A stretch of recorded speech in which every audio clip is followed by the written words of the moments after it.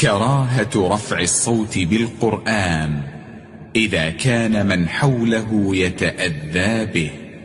عن البياضي رضي الله عنه أن رسول الله صلى الله عليه وسلم خرج على الناس وهم يصلون وقد علت أصواتهم بالقراءة، فقال: إن المصلي يناجي ربه عز وجل، فلينظر ما يناجيه، ولا يجهر بعضكم على بعض بالقرآن.